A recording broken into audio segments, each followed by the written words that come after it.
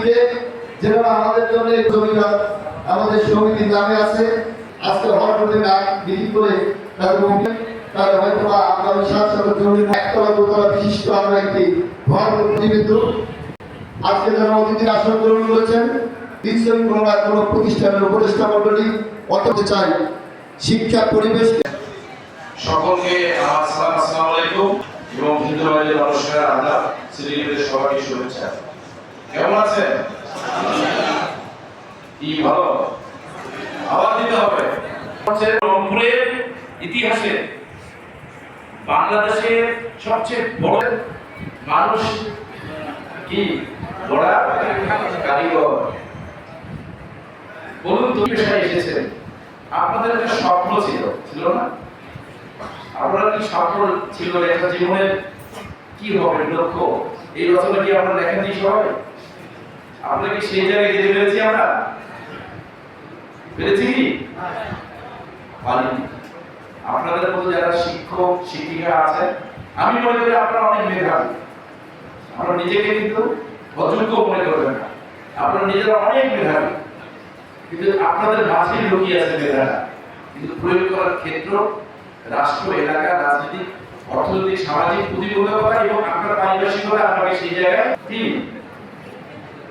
পৌঁছে দেওয়া পরিবেশ শিক্ষক আর কোনো ভাষায় শিক্ষা না হয় এই বিপুলে যা হয়েছে সেটা প্রতি না করে আমরা শিক্ষক সমিতি আছি। যদি কোনো প্রতিষ্ঠানে বিশৃঙ্খলা সৃষ্টি হয় আপনারা আমাদেরকে বলতে হবেন, আমরা আপনাদেরকে বলতে হবো, যাতে করে প্রত্যেকটা প্রতিষ্ঠান শিক্ষার পরিবেশ যেন সুন্দর থাকে এবং যারা শিক্ষকরা তাদের শান্তিপূর্ণভাবে তাদের শিক্ষা কার্যক্রম একটি আদর্শ একটি সমিতি শিক্ষকদের পরিবারে প্রতিষ্ঠিত হয়েছে। আজকে যে মানুষকে আমাদের প্রধান অতিথি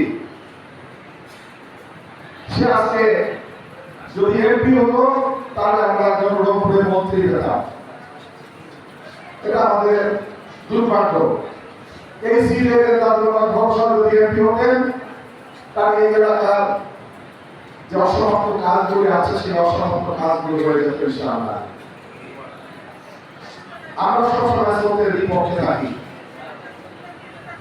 সেই স্রোতের বিপক্ষে থাকা অবস্থায় আমরা আমাদের এলাকার অনেক উন্নয়ন থেকে আমরা বঞ্চিত হব। আমরা নিয়মটা দিতে পারি না। আজকে যদি আমার সভাপতি আজকে জেলা পরিষদের প্রশাসক হিসাবে না থাকতেন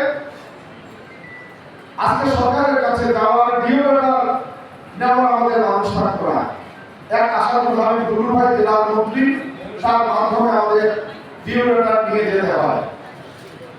আজকে এই এলাকার দায়িত্ব আজকে যে এমপি হচ্ছে তা, কিন্তু সে বিরোধী দলের মানুষ হওয়ার কারণে এলাকার আজকে উন্নয়ন থেকে আমরা বঞ্চিত। তারপরও সেখানে উন্নয়নের ছোঁয়া লাগেনি। আজকে প্রিন্সিপাল সাহেব একাডেমি ভবন করতে যদি লিস্ট করা হয় আমার মনে হয় 100 নম্বরে আজকে মঞ্চ উপবিষ্ট আছেন আজকে প্রধান অতিথি পীরগঞ্জের মাটির মানুষের নেতা প্রশাসক জেলা পরিষদ রংপুর নেতৃবৃন্দ আমার সামনে উপস্থিত আছেন শিক্ষক যিনি সভাপতি রইল আমার সালাম। আসসালামু আলাইকুম ওয়া রাহমাতুল্লাহ। হিন্দু ভাইদের প্রতি রইল আমার আদাব। আমি দুই একটি কথা বলবো। আজকে প্রধান অতিথির দৃষ্টি আকর্ষণ করব, সেটি হচ্ছে আমাদের বীরগাছায় শিক্ষা ক্ষেত্রে অনেক শোচনীয় অবস্থা। সেটি হচ্ছে কাঠামোগত দিক থেকে বিভিন্ন প্রতিষ্ঠান আছে, অনেক স্টুডেন্ট কিন্তু একাডেমিক ভবন নাই। এমনকি এমন প্রতিষ্ঠান দেখেছি যে প্রতিষ্ঠানে বেঞ্চি চেয়ার এবং ব্ল্যাকবোর্ড পর্যন্ত নাই। আজকে তার কারণ আমি মনে করি আমাদের ব্যর্থতা। আমরা সব সময় স্রোতের বিপক্ষে থাকি, কারণ আজকে যদি আমাদের সরকার বিএনপি কিন্তু আমরা এমপি মানতে পারি, এই কারণেই আমাদের এই সমস্যা। তাই আজকে আমি প্রধান অতিথিকে অনুরোধ করবো আমাদের অভিভাবককে আপনি বীরগাছার দিকে সুন্দর দৃষ্টি দেবেন। এই প্রত্যাশা রেখে এই আহ্বান রেখে আমি আমার বক্তব্য শেষ করছি। আল্লাহ হাফেজ। ধন্যবাদ বন্ধুকে। এরপর যে আমি সভাপতি এবং সম্পাদকের কাছে অনুরোধ করবো যাতে আমাদের স্বচ্ছতা ফিরে আসবে। আর বিশেষ করে এই সমিতিকে সামনের দিকে আগাইতে গেলে আমাদের যে